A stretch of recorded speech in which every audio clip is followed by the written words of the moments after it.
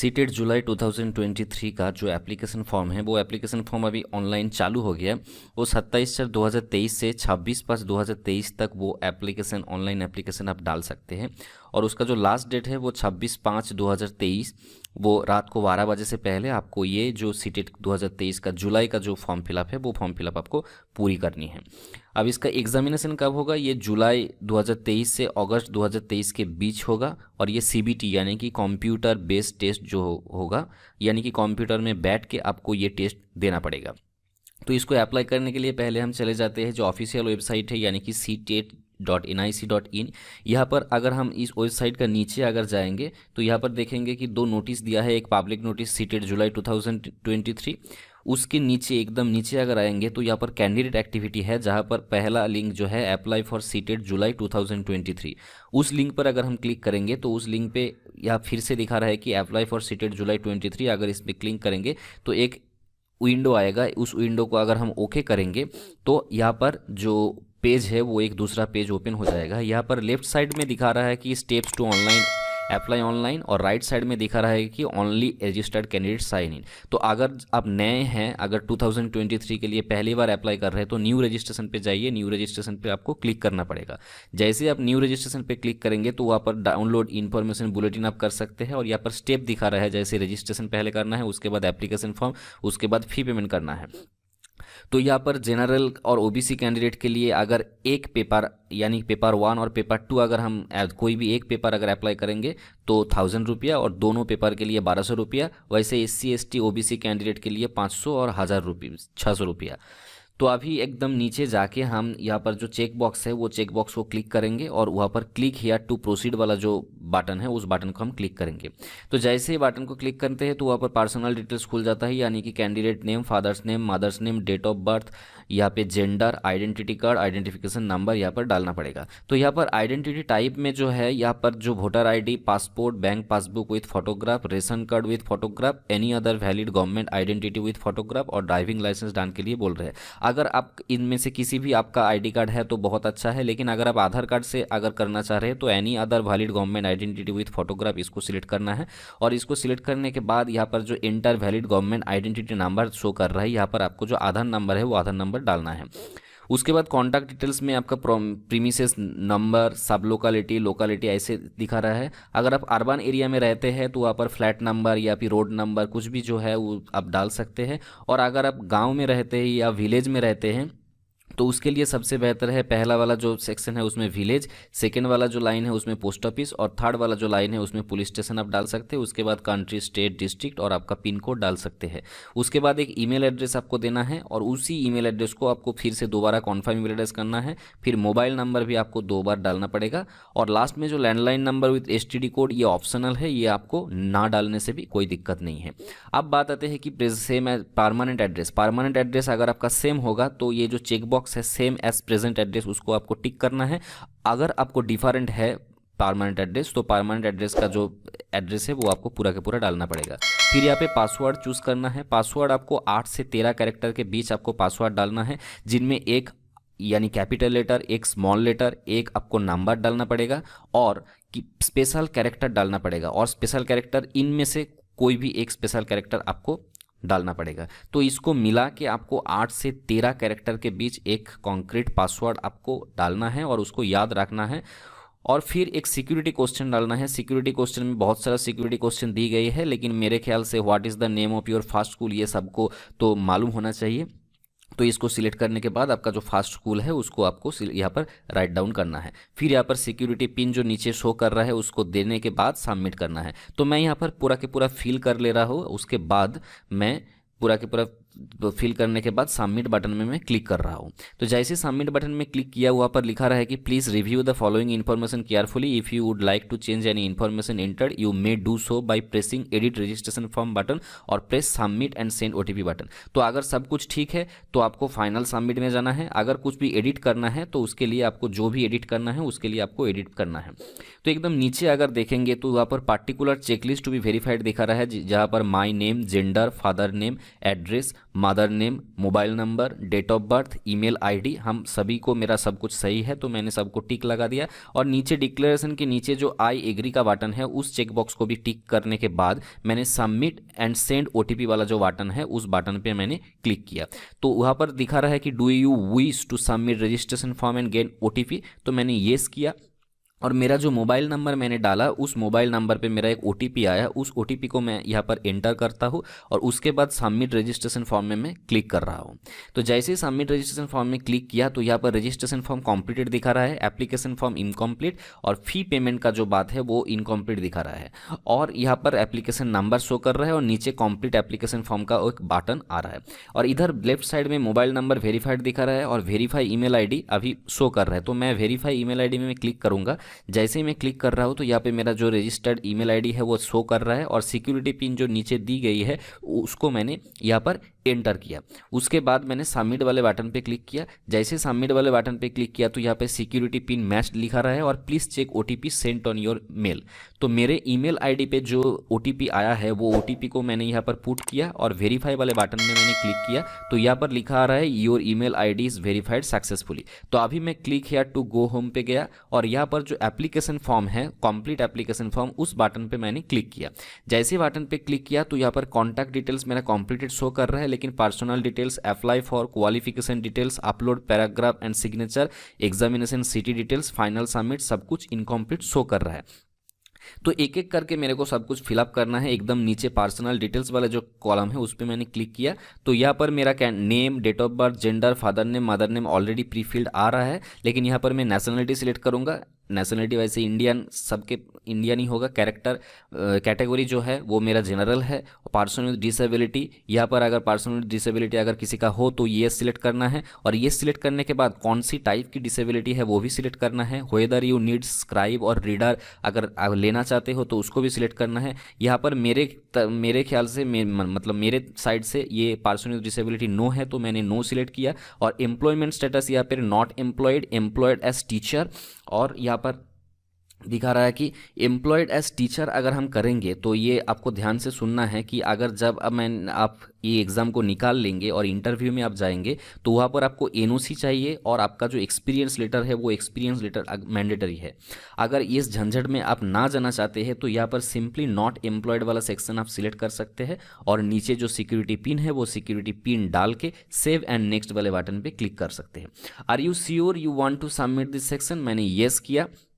तो यहाँ पर जो नेक्स्ट स्टेप है यानी कि अप्लाई फॉर वो आ गया। तो अप्लाई फॉर यहाँ पर जो मैंने पहले ही बोला कि पेपर 1 अप्लाई कर सकते हैं, पेपर 2 यानी कि क्लास 6 से 8 तक अप्लाई कर सकते हैं और बोथ पेपर में अप्लाई कर सकते हैं यानी कि पेपर 1 पेपर 2। तो मैंने यहाँ पर बोथ पेपर 1 और पेपर 2 में मैंने अगर सिलेक्ट करता हूँ तो देखते हैं यहाँ पर क्या होता है। तो यहाँ पर लैंग्वेज 1 और लैंग्वेज 2 आ रहा है। तो लैंग्वेज 1 में मैंने इंग्लिश सिलेक्ट किया और लैंग्वेज 2 में आपका जो भी लैंग्वेज आप मतलब सूटेबल है, आप यानी पढ़ाई किए हैं बचपन से, उस लैंग्वेज को आप सिलेक्ट करते हैं। मतलब हिंदी आप सिलेक्ट कर सकते हैं, बहुत अच्छा होगा। या फिर आप जिस जोन से बिलोंग करते हैं उसी जोन से जो लैंग्वेज में आपको कुछ सुविधा मिलेगा उसी लैंग्वेज को आप सिलेक्ट करिए।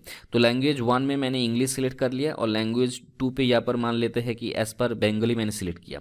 फिर minimum educational qualification for class 1 to 5, ये बात आपको ध्यान से देखना पड़ेगा। यहाँ पर बहुत सारा गलतियाँ करते हैं लोग कि इसमें कौन सा डालना है। यहाँ पर देखिए 6 दिया हुआ है क्वालिफिकेशन आईडी। यहाँ पर नंबर 1 पे बोल रहा है कि senior secondary or its equivalent with at least 50% marks and passed or pursuing or appearing in final year of second year diploma in elementary education by whatever name known, यानी कि आप हायर सेकेंडरी पास किए हो 50% marks लेके, उसके बाद 2 years का DLED यानी कि डिप्लोमा इन एलिमेंट्री एजुकेशन आपको अगर है आपके पास, वो कंप्लीट भी हो सकता है, परसुइंग भी हो सकता है, अपीयरिंग भी हो सकता है, तो आपको क्वालिफिकेशन आईडी होगा 1। नंबर 2 पे यहाँ पर दिखा रहा है कि senior secondary or its equivalent with at least 45% marks and passed or pursuing or appearing in final year of second year diploma in elementary education by whatever name known in according with the NCT। तो यहाँ पर 45% marks से अगर आप HS यानी कि higher secondary अगर 10+2 अगर पास करते हैं और 2 इयर्स का डिप्लोमा एलिमेंट्री एजुकेशन है तो भी आप यहाँ पर अप्लाई कर सकते हो। उसके लिए आपका क्वालिफिकेशन आईडी होगा 2। नंबर 3 पर देखते हैं कि senior secondary or its equivalent with at least 50% marks and passed or pursuing or appearing in the final year of 4 year bachelor of elementary education यानी कि BLED। अगर आपका 4 इयर्स BLED है और आपका 10+2 अगर है 50% मार्क्स के साथ तो आप क्वालिफिकेशन आईडी 3 आप डाल सकते हैं। 4 पे आते हैं कि senior secondary or its equivalent with at least 50% marks and passed or pursuing or appearing in final year of 2 year diploma in education. Special education में अगर आप DLED किए हैं, DED किए हैं तो भी आप जो अप्लाई कर सकते हैं और इसमें आपको क्वालिफिकेशन आईडी 4 देना पड़ेगा। फिर आते हैं कि अगर आपके पास ग्रेजुएशन है with 50% marks and passed or pursuing or appearing in final year bachelor of education यानी कि BEd, जो कि वो बोल रहा है कि who has acquired the qualification of bachelor of education from any NCT recognised institution shall be considered for appointment as a teacher in classes 1 to 5 provided the person to so appointed as a teacher shall mandatorily undergo a 6-month bridge course in elementary education recognized by the NCT within 2 year of such appointment as primary teacher। सो यहाँ पर भी अगर आपके पास graduation 50% marks है और BEd degree है तो आप भी अप्लाई कर सकते हैं और यहाँ पर क्वालिफिकेशन आईडी होगा 5। नंबर 6 पर आते हैं कि post graduation with minimum 55% marks और इक्विवेलेंट ग्रेड और passed or pursuing or appearing in final year of 3 year integrated BEd MAd। अगर 3 year integrated BEd MAd course आप कर रहे हैं तो अगर आपका पोस्ट ग्रेजुएशन डिग्री है यानी कि MA MSc कुछ भी है और 55% मार्क्स है तो भी आप अप्लाई कर सकते हैं और इसके बारे में आपका जो क्वालिफिकेशन आईडी होगा वो होगा 6। तो आपके लिए जो सही है वो आप चूज़ करिए। मेरे यहाँ पे मैं नंबर 1 चूज़ करता हूँ तो नंबर 1 मैंने चूज़ कर लिया। आप बात आते हैं कि जो सेकेंड वाला जो ऑप्शन है यानी कि पेपर 2 वाला जो ऑप्शन है वहाँ पर क्लास 6 के लिए 8, यहाँ पर 8 को एजुकेशनल क्वालिफिकेशन दिया है 8 को। तो ये 8 एजुकेशनल क्वालिफिकेशन क्या है आप ध्यान से सुन लीजिए। नंबर 1 बोल रहे हैं कि graduation and passed or pursuing or appearing in final year of 2 year diploma elementary education by whatever name known. तो ग्रेजुएशन अगर है और आपका 2 साल का DLED है तो आप अप्लाई कर सकते हैं। तो और क्वालिफिकेशन आईडी इसके लिए होगा 1। नंबर 2 पे क्या बोल रहा है कि at least 50% marks in either graduation और इन post graduation and passed or pursuing or appearing in final year bachelor in education यानी BEd, यानी कि 50% मार्क्स के साथ आप ग्रेजुएशन पास किए हो और पोस्ट ग्रेजुएशन पास किए हो और उसके बाद आपका BEd डिग्री है तो आपका क्वालिफिकेशन आईडी होगा 2। नंबर 3 पर बोल रहे हैं कि graduation with at least 45% marks and passed or pursuing or appearing in final year bachelor in education तो यहाँ पर हो जाएगा आपका 3।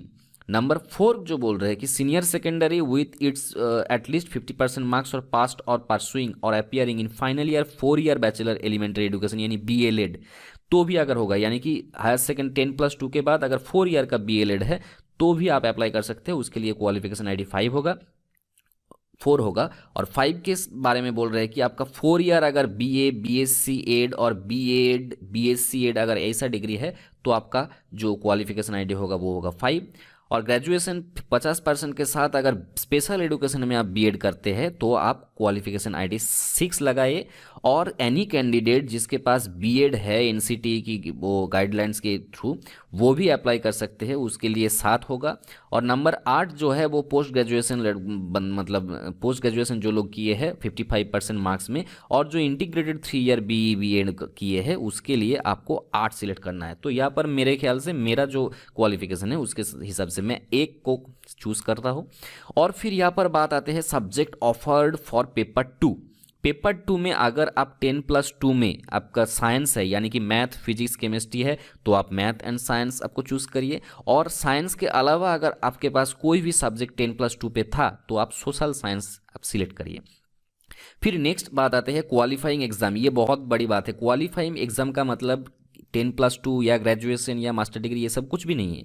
जिस एडुकेशन डिग्री के हिसाब से आप इस स्टेटेड फॉर्म को फिलअप कर रहे हैं उसके, यानी कि आपके पास DLED है या डिप्लोमा इन एडुकेशन है या डिग्री इन एडुकेशन है।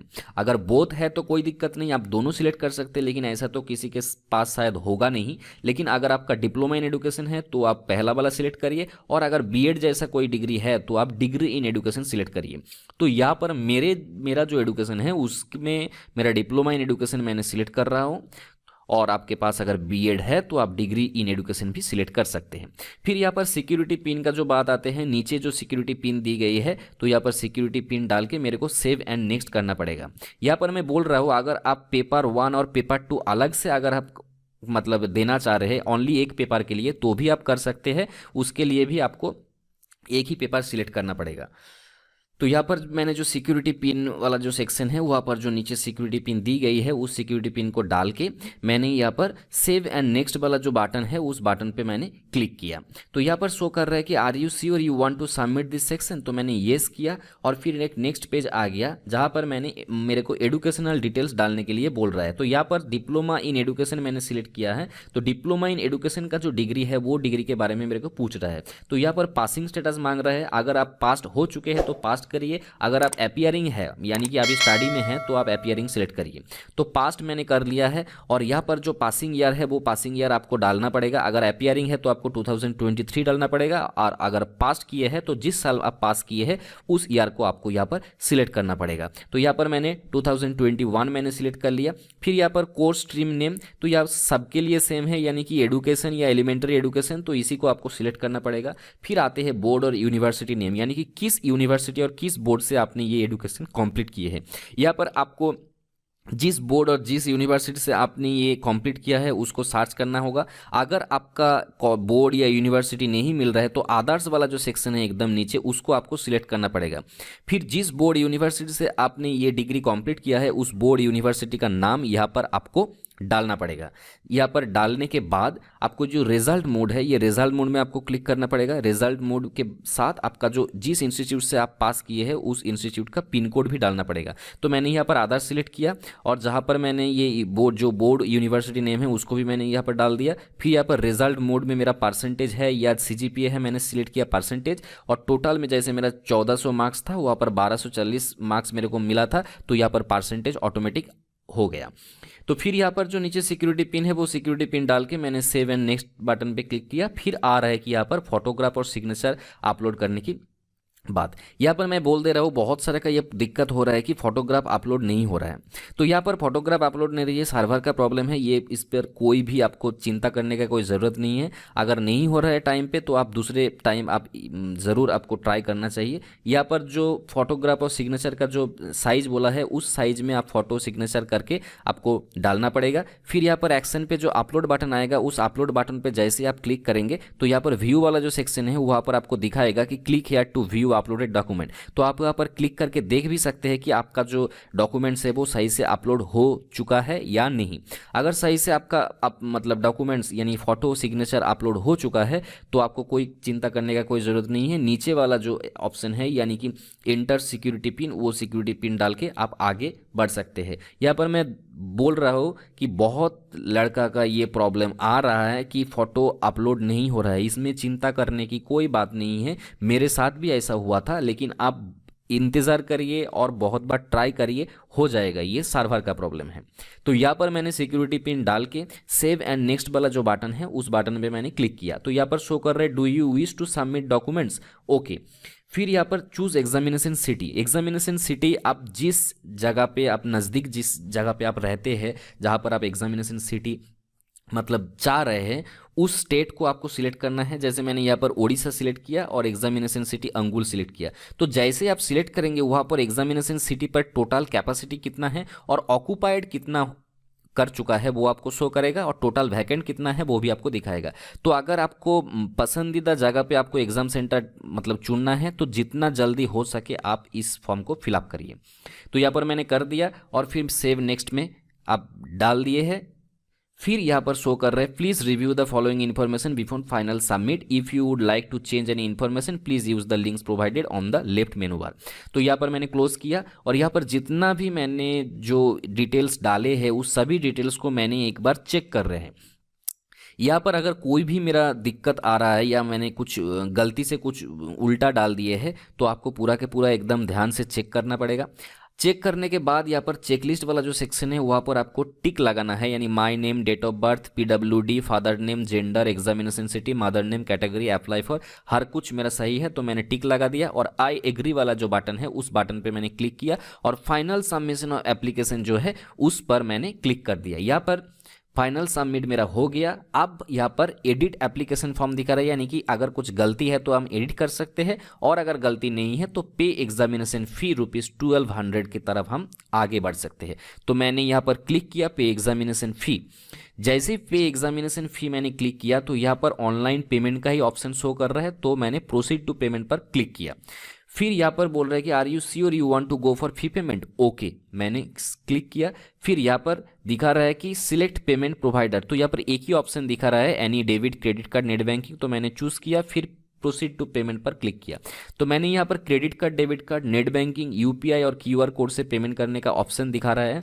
तो मैंने क्रेडिट कार्ड, डेबिट कार्ड से पेमेंट करने के लिए देख रहा हूँ कि कुछ एक्स्ट्रा चार्जेस मांग रहा है कि नहीं तो मैं यूपीआई से पेमेंट कर दूंगा। तो जैसे मैंने क्रेडिट कार्ड का डिटेल्स डाला है तो यहाँ पर दिखा रहा है कि कन्वीनियंस फी ₹16.80 ज़्यादा मांग रहा है, तो मैंने क्रेडिट कार्ड से पेमेंट नहीं करने वाला हूँ, मैंने यूपीआई से पेमेंट कर दिया। यूपीआई का मैंने यूपीआई आईडी जैसे ही डाल दिया तो यहाँ पर टाइम शो कर रहा है। तो जिस यूपीआई से मैंने वो यूपीआई आईडी डाले हैं उस यूपीआई ऐप को मैंने मोबाइल से ओपन किया, और यहाँ पर जो यूपीआई पिन है वो यूपीआई पिन डाल के मैंने पेमेंट को कंप्लीट किया। तो यहाँ पर मेरा पेमेंट कंप्लीट हो चुका है। अब यहाँ पर शो कर रहा है कि डाउनलोड कॉन्फर्मेशन पेज, मेरा सब कुछ कंप्लीट हो चुका है। अब डाउनलोड कॉन्फर्मेशन पेज में क्लिक करके मेरा जो कॉन्फर्मेशन पेज है उसको मैंने डाउनलोड कर लिया। तो यहाँ पर ऊपर दिखा रहा है कि ईमेल कॉन्फर्मेशन पेज और डाउनलोड कॉन्फर्मेशन पेज, तो मैंने डाउनलोड कॉन्फर्मेशन पेज में जैसे ही क्लिक किया तो यहाँ पर डाउनलोड मेरा हो रहा है, मेरा डाउनलोड डन सक्सेसफुली, मेरा डाउनलोड हो गया है। और मैंने ईमेल कॉन्फर्मेशन पेज में भी मैंने क्लिक कर दिया, तो मेरा जो रजिस्टर्ड ईमेल आईडी मैंने जो दिया है उस ईमेल आईडी में मेरा एक कॉपी भी मतलब सीटेट सेंड कर देगा, ताकि इन फ्यूचर अगर कोई मेरा को मतलब ज़रूरत होगा तो हम ईमेल से भी वो एप्लीकेशन को भी हम वहाँ पर देख सकते हैं, या पर उसको हम फ्यूचर यूज़ के लिए भी हम उसको इस्तेमाल कर सकते हैं। तो यहाँ पर ईमेल कॉन्फर्मेशन पेज में भी मैंने ईमेल कर दिया, और डाउनलोड कॉन्फर्मेशन पेज में क्लिक करके मैंने मेरा जो एप्लीकेशन फॉर्म है उसको भी मैंने डाउनलोड कर लिया है। तो ये है जो आपका सीटेट 2023 पूरा के पूरा step by step application process. मैं एक बात और आपको बोलना चाहूँगा कि अगर आप पसंदीदा जगह में एग्ज़ाम सेंटर लेना चाहते हैं तो जितना जल्दी हो सके इस फॉर्म को आप फिलअप करिए, तभी आपको जाके एग्ज़ाम सेंटर मिलेगा।